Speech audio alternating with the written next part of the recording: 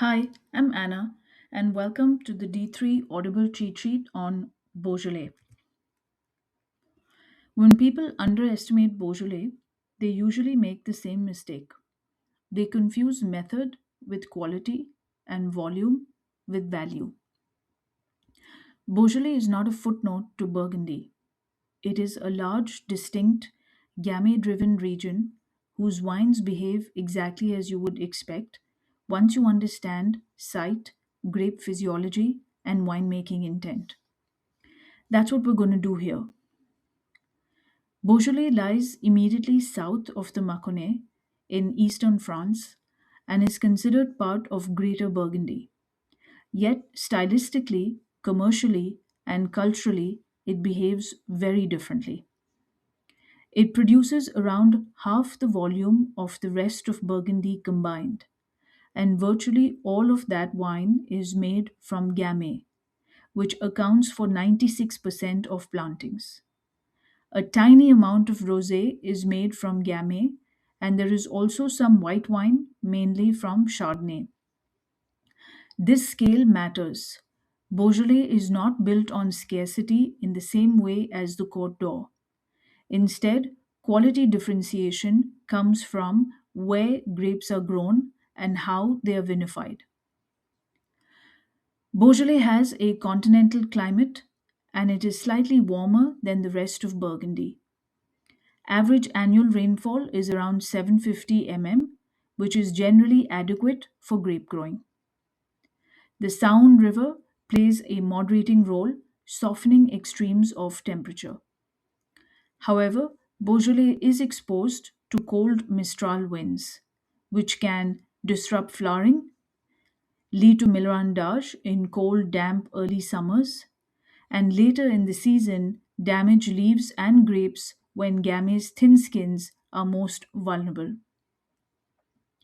Because of this, vine orientation and training low to the ground are critical to reduce wind exposure and protect fruit. Now we divide the region. The northern part of Beaujolais, where Beaujolais village and all the Cru AOCs are found, is hilly, sitting at 200 to 500 meters elevation. Soils here are granite, schist, and sand, all fast draining. Vineyards are planted on south and southeast facing slopes to maximize sunlight interception.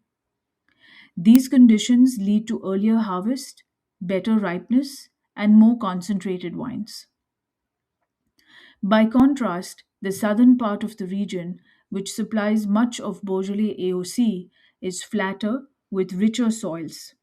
Ripening is slower and less consistent, and wines are lighter and simpler in style. Gamay Noir is central to understanding Beaujolais. It is early budding, which makes it susceptible to spring frost. It is also vulnerable to millerandage in cold, damp, windy conditions, which can reduce yield. Its thin skins make it prone to rot and wind damage. However, Gamay is also early ripening, meaning it can usually be harvested before autumn rain, reducing rot risk. Importantly, growers report that Gamay is retaining acidity despite climate warming, which helps preserve freshness even in riper vintages. Gamay is naturally high yielding, so yield control is essential. Reducing the number of buds restrains fertility and improves concentration. Site matters enormously. On well drained slopes with good sunlight interception and warm granite soils, Gamay produces intense fruit with ripe skin and seeds, leading to deep color and more tannin and better aging potential. On flatter or cooler sites, wines can show greener, leafier characters. Traditionally, vines are trained as bush vines, offering wind protection and suiting steep slopes. Increasingly, where terrain allows, trellising is used to enable mechanization for inexpensive wines.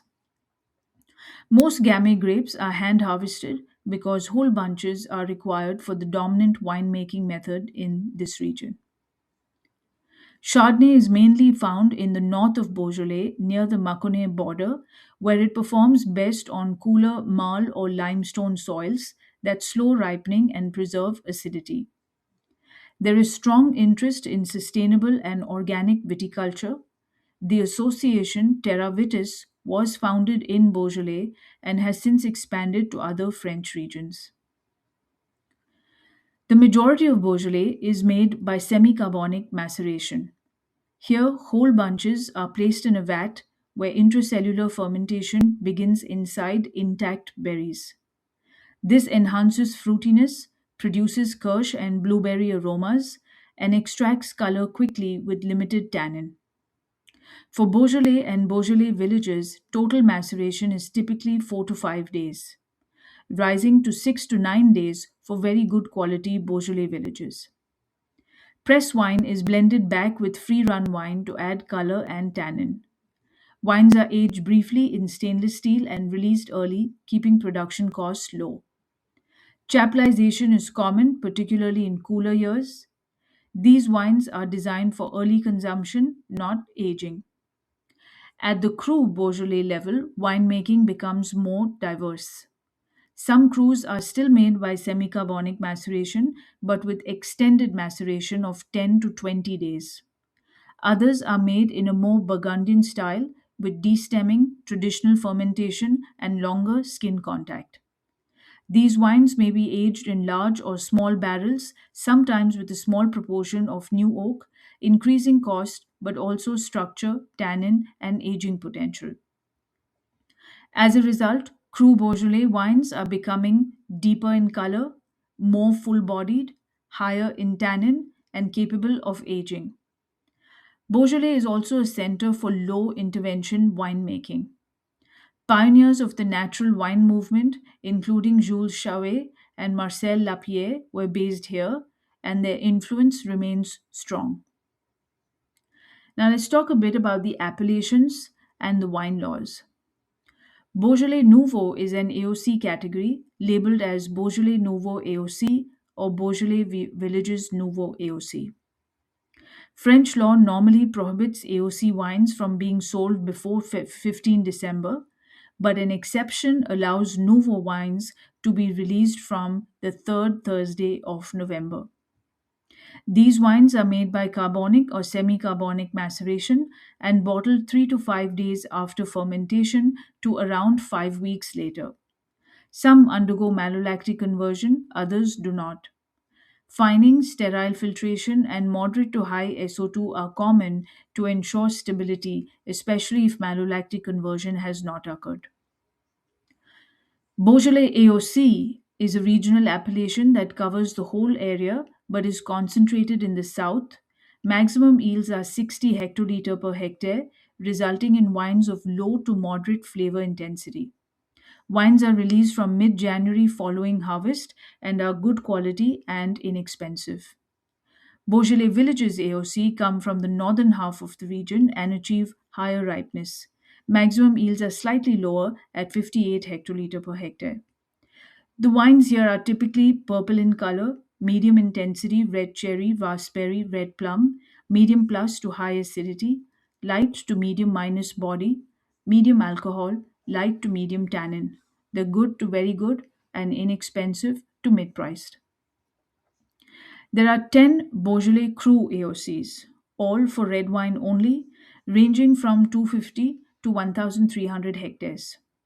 Stylistic reputations include Bruy, which is lighter and more perfumed, Chiroble, high altitude, light and fragrant, marked acidity, Fleury, light and floral in sandy soils, fuller in clay rich northern areas. Moula Avent, more powerful and long lived, and Morgan, especially Côte d'Épée, with black cherry fruit and decade long aging potential. Other crews include Saint Amand, Julian, Rene, Côte de Bruy, and Chenas. Top producers, often organic with old wines, may age wines in oak, producing wines of medium plus to pronounced intensity, medium tannins, and very good to outstanding quality, often at premium or super premium prices. Average vineyard holdings are around 8 hectare. Many growers sell to cooperatives, which account for 25% of sales, or to negociants. The explosion of Beaujolais Nouveau in the 1990s brought visibility but also damage. Excessive yields and over chaptalization led to poor quality and a tarnished reputation. Since then, Inter Beaujolais and quality focused producers have driven a recovery. In 2023, 63% of Beaujolais was sold in France and 37% exported. The top export markets are the USA, UK, Japan, and Canada, with Japan favoring Nouveau and Canada preferring Village and Cruise. As Burgundy Pinot Noir prices have soared, buyers have turned to Cru Beaujolais as a lower priced alternative with similar structure appeal.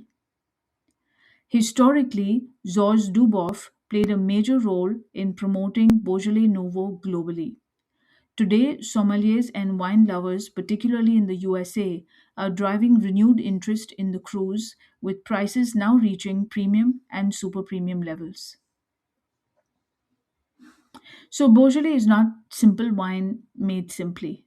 It is a region where grape physiology, site, and method interact directly, and where quality rises the moment yields drop and maceration choices change. Understand that, and Beaujolais becomes one of the clearest cause and effect regions in the D3 syllabus. I do hope this helps with your prep, and I'll see you at the next episode.